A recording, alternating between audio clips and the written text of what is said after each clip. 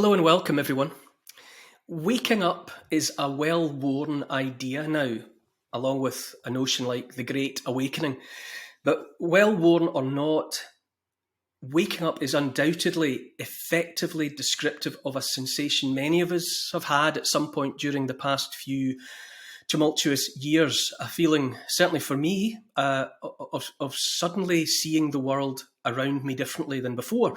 And with that in mind, I thought it would be useful and helpful to spend some time listening to some of those who've been part of the wider process of making us more aware of at least some of what's going on, whether the events and happenings have been in plain sight or not.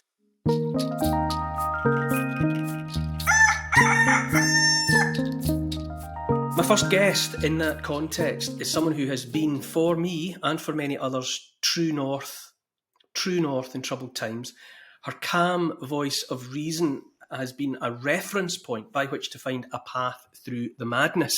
And I certainly have found it to be madness, a lot of what's happened.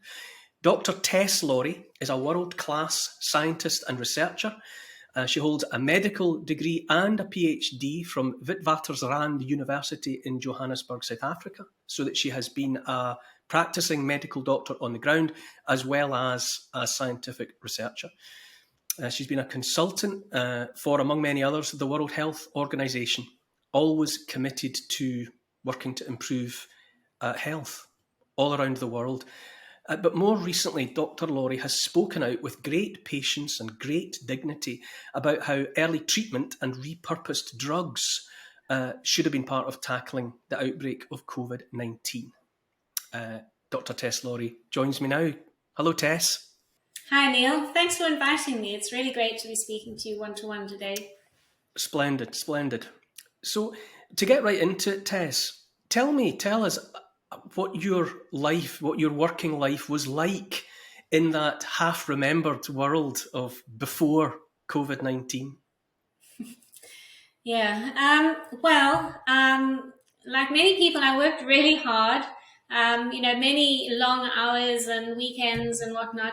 And my job entailed doing evidence synthesis, and which is basically providing the proof, summarizing bodies of evidence and analyzing data, and then presenting that evidence in the form of evidence to decision frameworks to panels of stakeholders.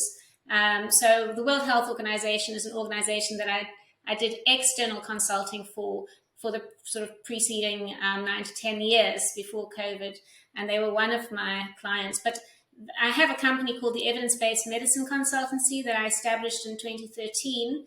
And my day-to-day was, working in a small office at the top of a building at my computer. And then a couple of times a year, I would travel to various places for meetings. I would go to Geneva for a week or so, present evidence, help to guide decision makers towards making recommendations on particular interventions related to health, mainly reproductive health and pregnancy. So you're very much out of the spotlight. Your work was was private, out of sight of the wider world, and you were just busy in your very much in your own place, away from prying eyes. Yes, I was always a very much behind the scenes person. In actual fact, I've always eschewed the spotlight and been terrified of public speaking. So it has been quite a sort of needs must situation the last 2 years when I found myself having to speak out because I didn't see my peers doing so. I kind of hoped someone else would step up, but as news of the outbreak of COVID-19 came onto our screens, what was your instinctive professional reaction? What was your response, and what approach did you take? Well, you mentioned at the beginning, you said, we've all been waking up.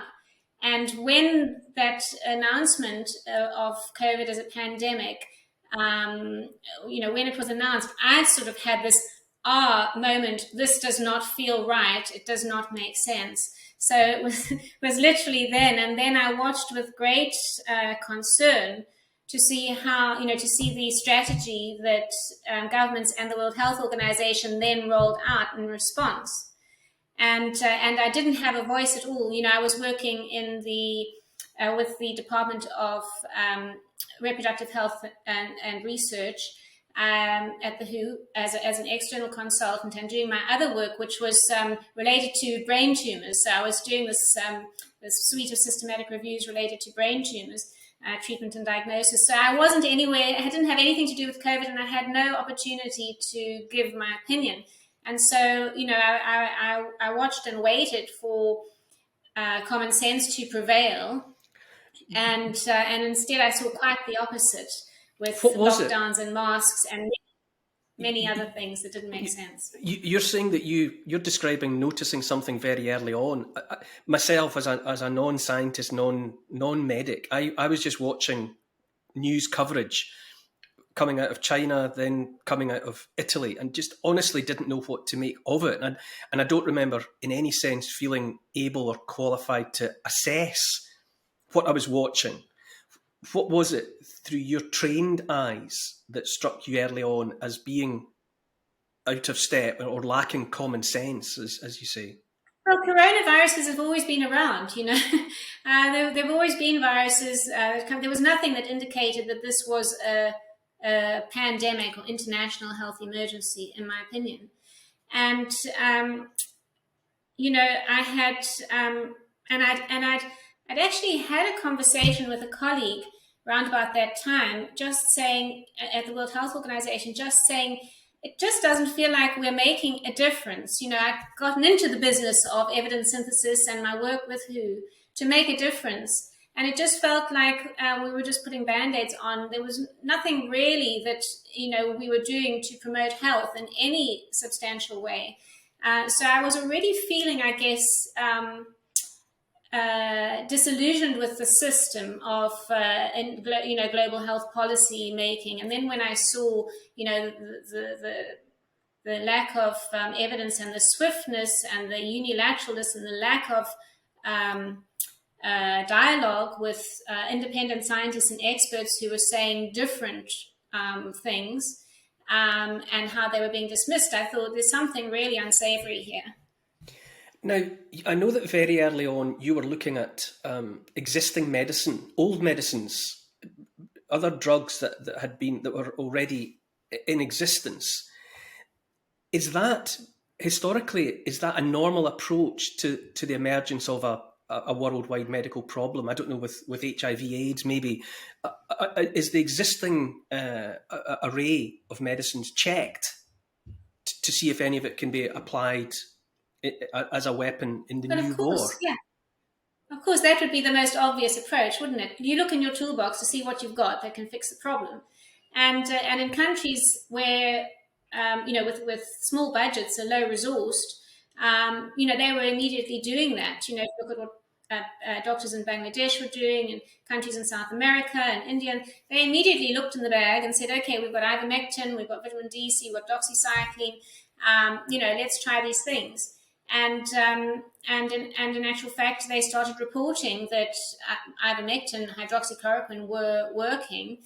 And then it seemed like certainly with hydroxychloroquine, some sort of influence got involved, and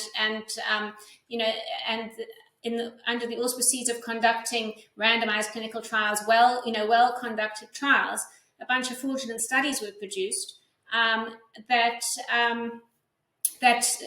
suggested that hydroxychloroquine was dangerous. Now, this is a drug that's been used, an old established medicine has been used for decades, and it's very, very safe.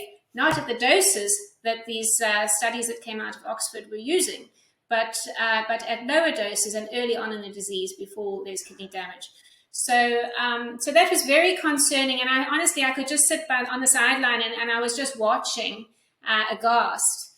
So it wasn't really early on that I got involved, but I did get involved when I saw the testimony of Dr. Pierre Corey in the States, speaking before the US Senate and basically begging these judges and politicians and whatnot to to allow him to prescribe ivermectin. Now, I mean, that's just ludicrous, because ivermectin is an over-the-counter medicine in many countries. It's the thing with old medicines or established medicines, you don't have to worry about the safety like you do with new medicines.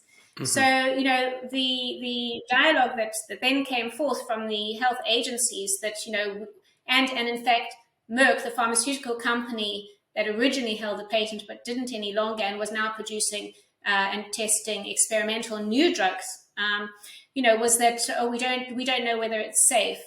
Now, even our chief scientific or chief medical officer, Chris Whitty, you know, he was involved in malaria studies in 10 years ago, and he has a paper where he says, you know, ivermectin is safe even at 10 times the normal dose. So, you know, this was widely known that ivermectin was a very safe medicine, and yet the authorities were pushing back and saying, oh no, you know, don't go near it. So I looked at the evidence and I did my usual sort of evaluation, albeit rapidly, and it was clear that this would be a game changer, and especially when used early on to treat COVID along with other supplements. You know, the things that usually your doctor would recommend: take some vitamin C and D, and, you know, get some sunshine. And none of those things were being recommended. And so this was early January 2021. And so I put together a strong team of systematic reviewers, and I thought, well, this will be irrefutable if we all look at it and reach the same conclusion, which is not recommending it. It's just saying this would be a game changer and is worth looking at, you know, is worth trying because there's nothing to lose. That was basically the finding of the review, and we were completely ignored. We had the paper sent to the Lancet Respiratory Medicine, and 4 reviewers were satisfied with the paper, and the journal editors decided not to publish it. They said, we have no doubt that this will be widely picked up, but we're not going to publish at this time. What was your reaction to that? You know, you've been down this path before. This is what you do. You analyze existing data. You put forward information to help people make recommendations. When this sequence of events unfolded in relation to ivermectin, how did you feel? Well, you know, I realized something was very wrong, and but I'd had that confirmed in a video meeting that I had with Dr. Andrew Hill, who's he's an honorary researcher, which means he's not paid by the university. He's paid by outside sources or funders, and he's a consultant apparently to the Bill and Melinda Gates Foundation and the Clinton Foundation. So it says on his bio, and I am in that conversation, and he was hired as a WHO consultant, but paid for by Unitaid for the piece of work. Where he basically confessed that his funders had influenced his conclusions, which is tantamount to scientific misconduct, because anybody who contributes to a paper in that sort of way, in a substantial way, should be acknowledged in the author list at the very least. So he portrayed or was encouraged to alter his findings to suit the people in whose interests it was to have him change his tune. Yes, because COVID is it's a $1 billion industry, especially the vaccines. For example, Pfizer stands to make 100 billion or something this year on the back of its very faulty new technology genetic vaccine that's proven to be very harmful. And so there was a lot riding on it, because for probably around £5 million, the UK government could post some ivermectin to everyone in the country and say, keep this in your medicine cupboard, and if you get sick, take it with some zinc, vitamin D, and C. And they didn't do that because obviously the industry machine was so powerful that instead they invested billions in PCR tests and as I say, these very, very now we know, harmful genetic injections. So for £5 million, as an estimate, there or thereabouts, the entire country could have been tooled up, as it were. It could have added to their medicine cabinet, their medical toolbox, a treatment that would have, in the event of COVID, they could simply have taken as you would take any straightforward medicine like a vitamin or anything else. Yes, and obviously this was early on, this was in January, so I do believe that in actual fact there would have been no need to call a pandemic at all. How did you feel, Tess? You know, you've walked this road before. You've reacted to medical situations or medical emergencies, and you've contributed to what become recommendations. How did you feel personally, having your work ignored in this way, and then of course ultimately you came under attack professionally and personally for the straightforward scientific assertions, evidence-based assertions that you were making? How were you made to feel? Well, I'm not a very sort of egotistical person, so I didn't sort of feel personally insulted. I was obviously just concerned that, that people were suffering, and that the public needed to know. And it was very frustrating to be ignored and silenced and censored, because I was censored on every platform. The first week of January, I sent the evidence to the UK authorities, and Matt Hancock, and some other MPs, and I was ignored. I didn't get any response, and at that stage, I was panicking. I just realized the urgency, because the statistics on the television, all these people were dying every day, and what were we to do? And so I recorded a short video, and as I said to you, I'm a behind-the-scenes person. I'm very uncomfortable. I didn't even have a YouTube account, a Twitter account, anything. I don't have a Facebook account or anything like that. But I recorded a short video to the Prime Minister, just thinking, well, maybe this would help. My daughter suggested it, actually. So it was, just a 3-minute video or so, just to say, look, these are my credentials. I've studied the evidence. This is what I do. I'm a doctor. I'm morally obliged to share this with you. Please have a look at the evidence and contact me. And Matt Hancock has my details. And again, I heard nothing.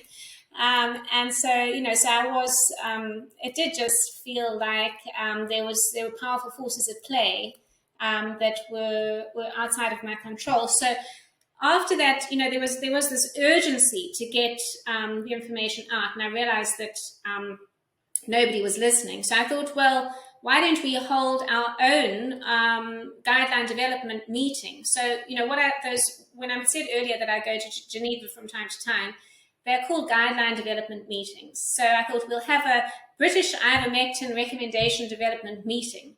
And I originally thought I would just include British doctors in that, but nobody seemed to even know or care in the UK, or few people seemed to be awake. So I cast the net wider, and we ended up having professors, scientists, doctors from 15 countries around the world, about 65, I think, in total, and there were a couple of people who had COVID, and there was also a professor of architecture and a couple of other professor of astrophysics or something. Anyway, so it was sort of a civil society group, but critical thinkers, and we had a steering group at that point of a group of UK doctors and a statistician. And so we presented the evidence. I didn't vote on it. We asked the group to vote.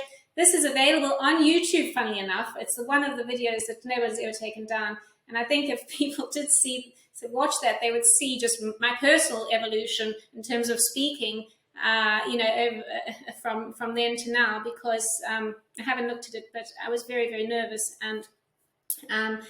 Anyway, so we did that. It was a 2 or 3 hour meeting, and at the end of it, the conclusion was that ivermectin should be recommended for both prevention of COVID and treatment of COVID. Of course, if it's for prevention, it's even more of a threat, because that directly competes with the genetic vaccines, which could only be authorized as emergency if there wasn't an alternative, an effective, safe alternative. So you can see the issue right there. And that was the 20th of February last year. So the mandate that was given to me and my group then, called the Bird Group, was to share this information with all the authorities as quickly as possible so we could just put an end to the pandemic. And so we put together a pack of evidence, just like I would usually do for WHO, with an evidence to decision framework and rationale and so on. We sent it to the WHO, we sent it to the MHRA, we sent it to the FDA, the NIH, and all acknowledged receipt. But then we heard nothing more. And in any subsequent correspondence, the work was considered was thank you for your opinion, or thank you for your view. We're looking into this. There was never any acknowledgement that what they'd received was an evidence pack that was sufficient to approve ivermectin right away. So what now, after all of this time, all of the deaths, as you say, what is the status of ivermectin in UK, in Great Britain at this moment in time? It still can't be, well, it's available as an off-label medicine. So traditionally doctors would have been able to prescribe it for anything they saw fit to do, given, with their experience. But now, the only drug manufactured in this country is Merck. So it comes at a really high price. The tablet itself costs 3 cents or so to make, 3 pence. It's very cheap to manufacture, and the government could set up its own manufacturing plants. But anyway, right now it can't be. We've been in the process of trying to get a judicial review for months and months and months. We're in the process of trying to get an appointment with the MHRA for months and months and months. All our activities are crowdfunded, just by the way. And so, I want to just thank all the donors who have donated for over the past 18 months, keeping us going. And just to say we are on a waiting list for a meeting for scientific advice with the MHRA, and I do hope someone in the MHRA might just decide to proceed with that and give us a date. To make, what does it cost to obtain ivermectin in Great Britain at the moment, if you can? In Great Britain, it costs, if you needed a course of a week, it would probably cost you £300 or £400 if you found a doctor who would prescribe it and you'd get it from the pharmacy. Because as I say, it's available and used by at least 30% of the world's population. You've mentioned that it was not your natural environment to be in the spotlight, but what has that experience done to you? Do you feel that you've been changed in any way by, reluctantly or not, having been cast as a spokeswoman that many people, myself included, regard as very important? It certainly has changed. It's been an enormous period of growth, I would say, for me personally, because I've had to step out of myself and out of the things that I'm afraid of, and just be a messenger, really, and in service. Just sort of say, okay. Does it feel like a calling? Do you feel almost that it's not possible for you to take any other path? Do you feel called to make this stand now? It very much feels like a calling, because I feel that humanity is in grave danger, and I feel almost like I've been commissioned by the earth. I know that sounds weird, but I almost feel like because it's not just humanity that's in grave danger, it's the entire planet, and that feels like that's been revealed to me over the last 2 years. Like many people, I was just going along with everything. I had a sense that I would say about 5 years ago, I just thought, this doesn't work. Nothing works. Life just gets harder. It seemed like no matter how hard I worked, I never seemed to really get there, wherever there was. And it just seemed like life was becoming more and more difficult, heaps of recycling and all sorts of stuff, life just became more onerous. And I started thinking, what is life all about? So I think I figured that out now. I think I'm on the way to for myself personally, figuring out the meaning of life for myself. And the meaning of life for myself is to live with conscious meaning and a higher purpose. And in that way, I'm able to step away from fear and just every day think, well, I hope today I can help somebody, or an initiative, or towards sense making and creating positive change. Tess, you and I have spoken before in some of this territory, and I recall that you said something about sensing that there was something evolutionary about what's happening, almost as though the human species is at a fork in the roads, and that we're actually witnessing evolution in action. Could you elaborate on that thought? Yes. And that's why I love the fact that Brett Weinstein was at the Better Way conference, because he's an evolutionary biologist, and it really felt like, he was there for a reason. But we certainly are at a fork in the road.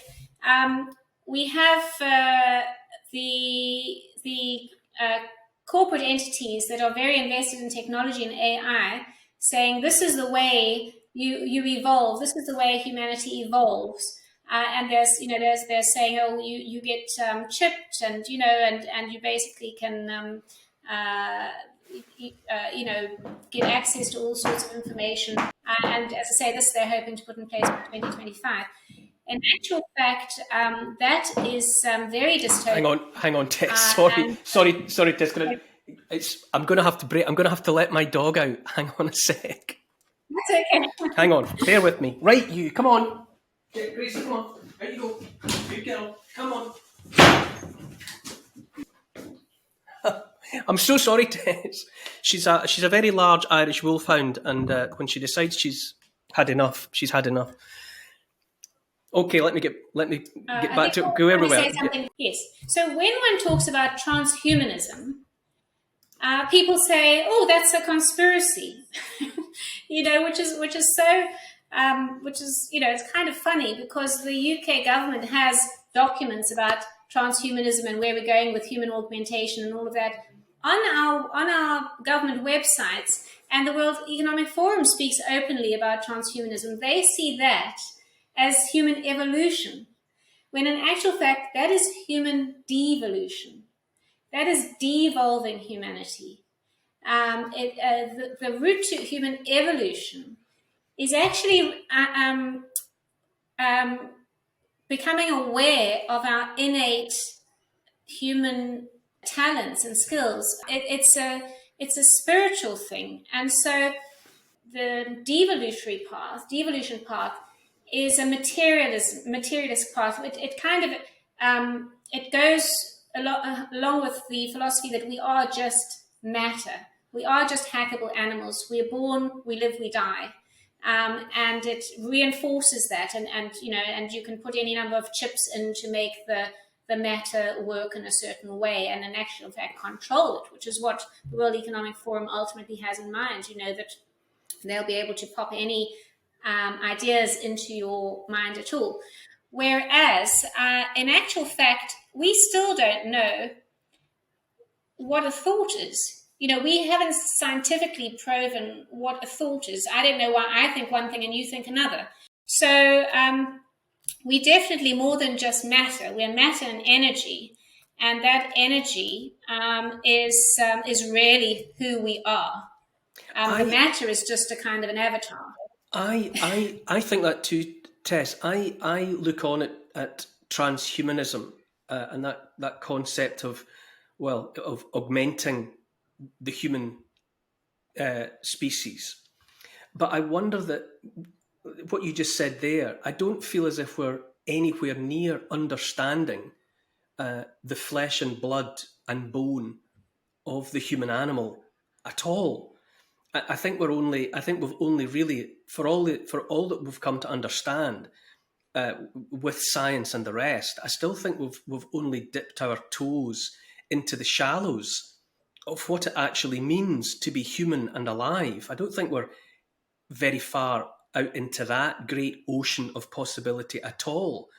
And that's why I find it very troubling that there are those who are already saying we don't need to know any more about that. Humans are just meat, and we can make the meat do certain things differently.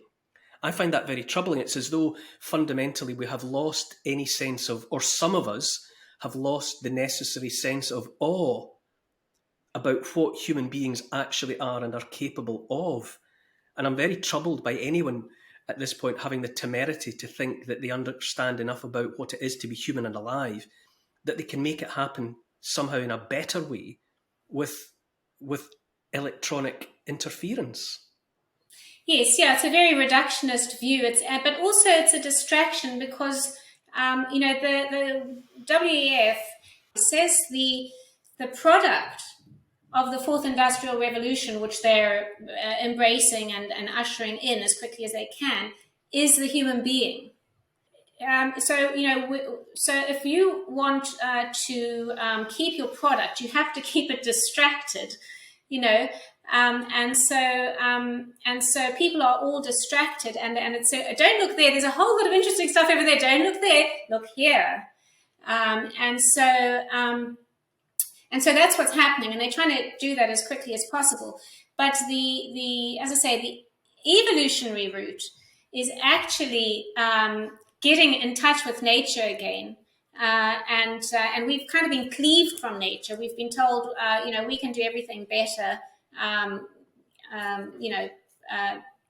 If just forget about nature. Who needs nature? We are God. That's actually what the World Economic Forum seems to be keen on projecting. So if you want to find out who you are and remember who you are, well, you need to go back into nature and spend time in nature.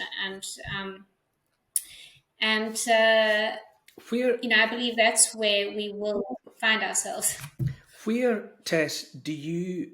Because a lot of people are drawing from you and calling upon you and looking to you for answers and solutions. Where do you find strength? Who do you listen to and take comfort and reassurance from, or are you completely self-contained? Does it all come from within? I'm fortunate enough to be surrounded by people who are equally sort of called into service, and and my partner and I, we kind of muddle along together and learn things together, and discuss things. I'm fortunate. I know many people at this time have sort of split because the narrative is so divisive. It's hard to find common ground. But I think we've been fortunate that we've both grown over the last 2 years.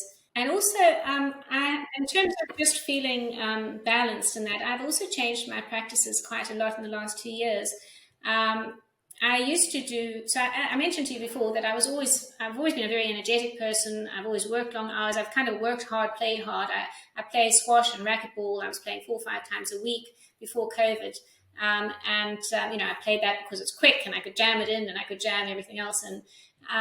But the courts closed during COVID, and they said, oh, well, you can't play together anymore. You could play on opposite sides of the court or something. They introduced all these rules. And so I stopped playing that sport and I started doing I tried meditation. It seemed impossible. I thought, I'll never be able to do meditation. And my mind's always racing and I couldn't possibly. In actual fact, I find it really, really great. It's really, I do it every day now. And sometimes it's just kind of, just staring out, but I have managed to just quieten the mind and live in the present and just not be afraid, because it feels like there's so much uncertainty and opportunity. So I'm just grateful every day. I just feel grateful for having a good meal. I feel grateful for the fact that the cucumber on the bush has grown 0.5 centimetre more. Small things. Now, given the professional life that you've led and continue to lead, where are you now when it comes to trusting the scientific community of which you are a part? Notions like scientific consensus.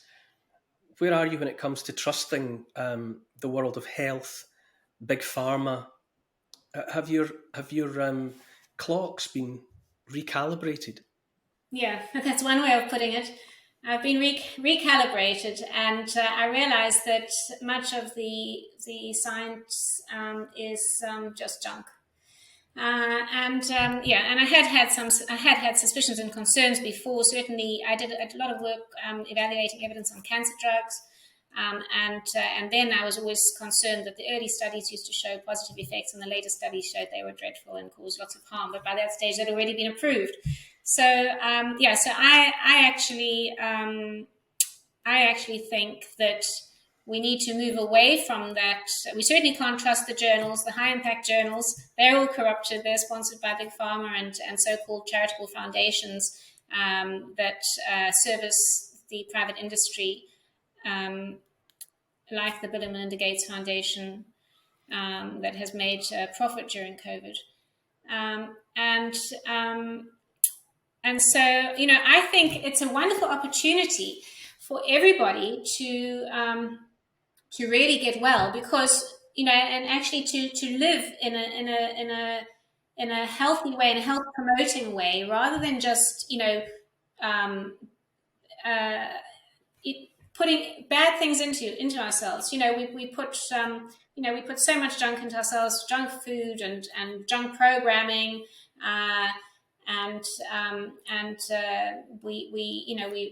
We don't spend time in nature. We don't do the things that are really good for us, having a good laugh and with friends. I became very aware during the last couple of years that it wasn't about health at all. It was about being medicated, and it was a revelation to me almost when I came to that realization.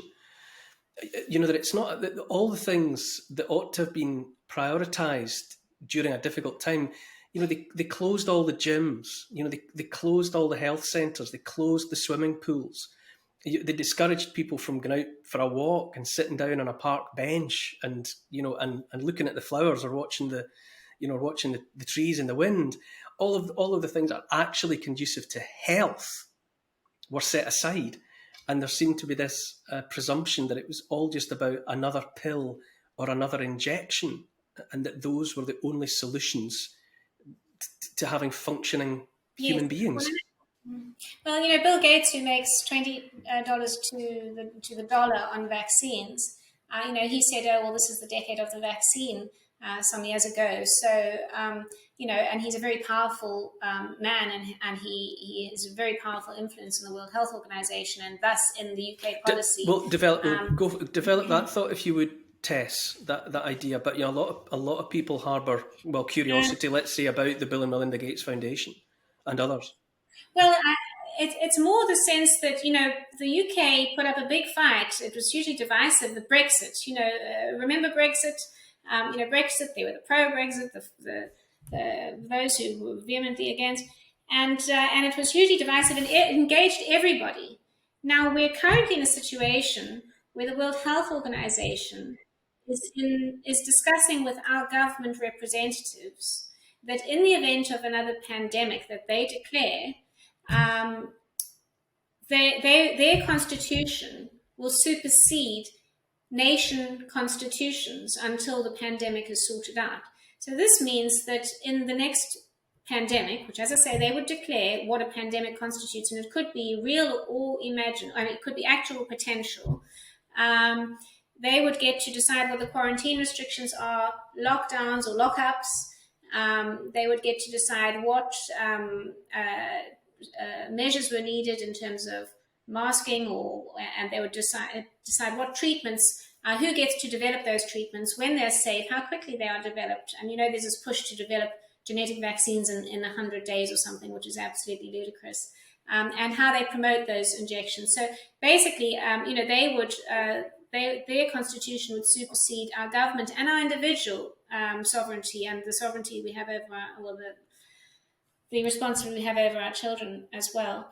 So it's surprising that the people of the UK are so disengaged with this really important power grab, and I hope people will start to become engaged and realize that this is going down. And it's something that's already been drafted. There've been several meetings. Our representatives like Chris Whitty have attended these meetings, the international amendments to the international health regulations and so on. And it's although this is only to be ratified in 2024, if another pandemic comes along in the meantime, such as monkeypox or whatever, Marburg or whatever they wish to declare, who knows? They might feel the need to escalate this very important decision that affects the sovereignty of every single one of us. Why are so many so disengaged? This is something that I wrestle with all the time. What will it take, in your opinion, to wake people up, or to wake up enough people to make the difference? I think we only need 1 in 10 people to wake up, and I think the truth is not for everybody. I don't think one should really hope and depend on waking everybody up. I'm sure you know about mass formation. Matthias Desmet, I think you've spoken about this before. Matthias Desmet's theory on mass formation. What I agree with Matthias that this is indeed the case. But what I find isn't quite well explained is the why and how does it happen, and I think there's this idea that, well, it's the propaganda and the programming and all of that, but that's a very materialistic way of looking at it as well.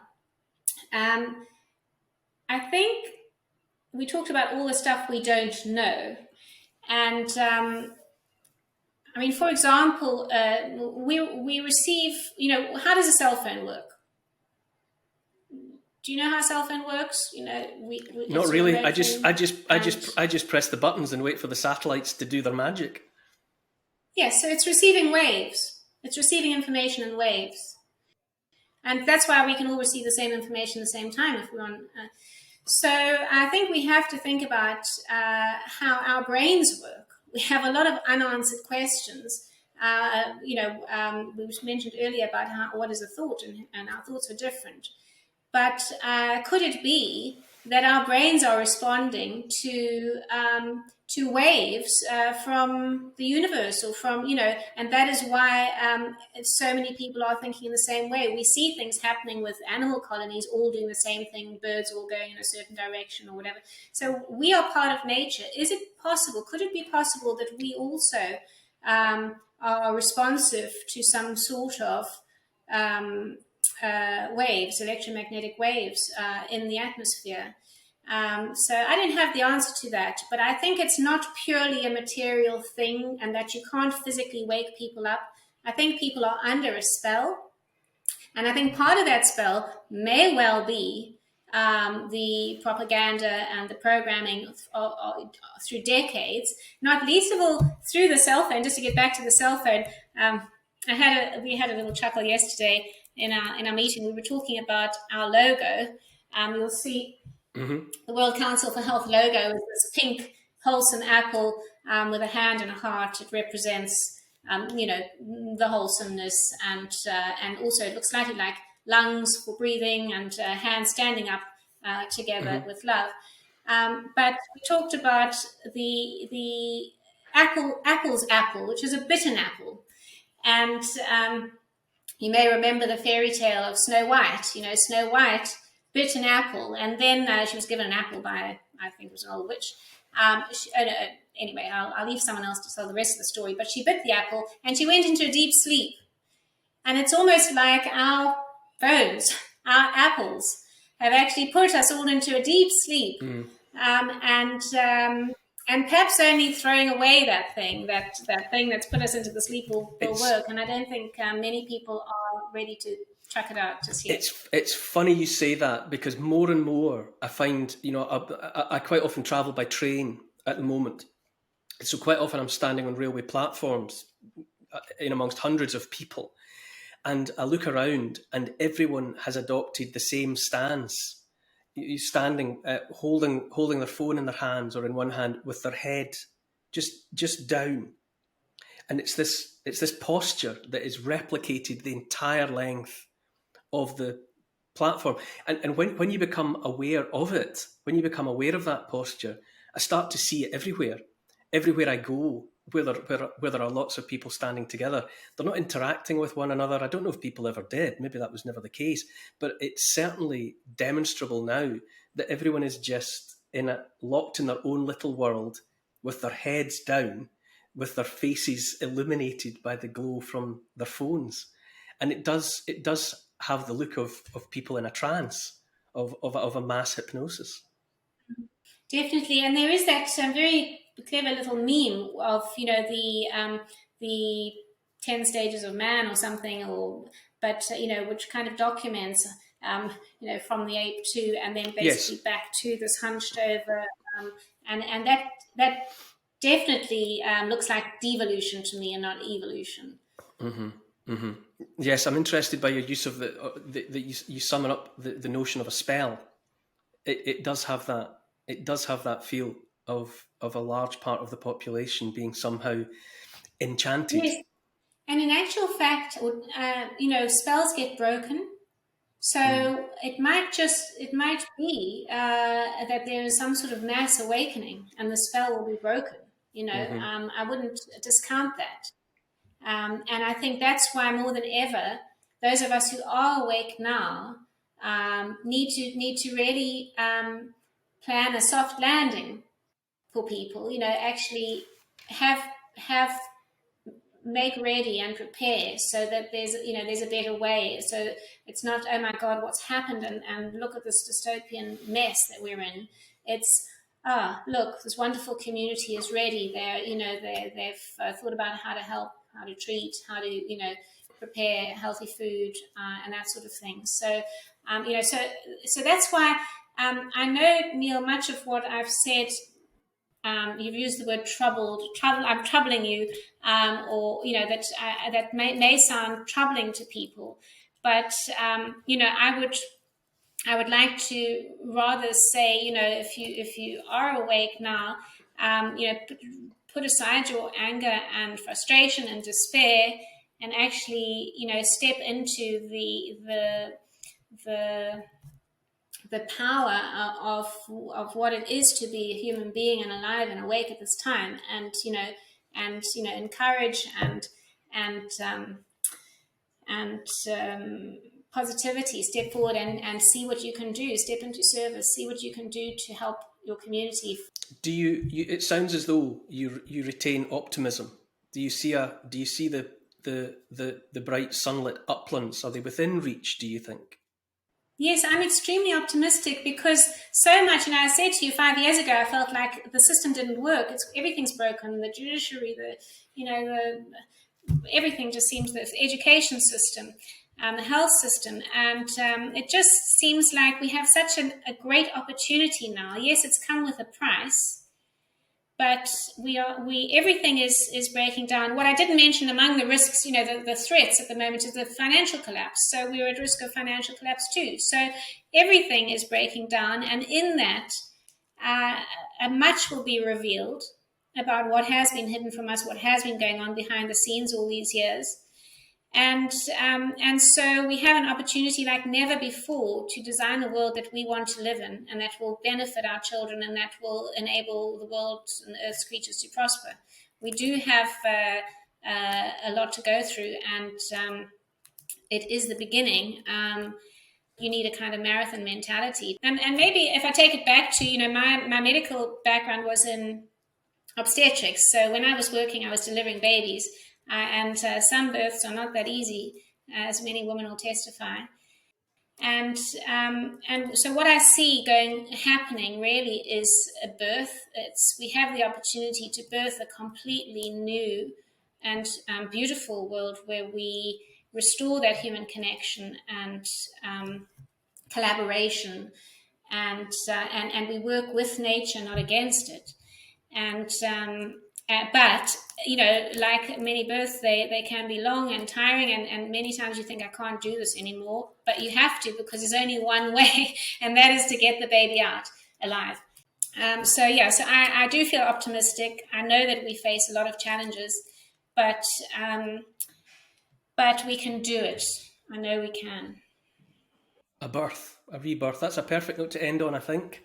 Dr. Tess Lawrie, it's been an absolute treat to have a proper period of time in which to listen to you, talk with you, share ideas and hear your ideas. So from the bottom of my heart, Dr. Tess Lawrie, thank you very much for allowing me to waken up with you. Thank you, Neil. It was an absolute honour and pleasure.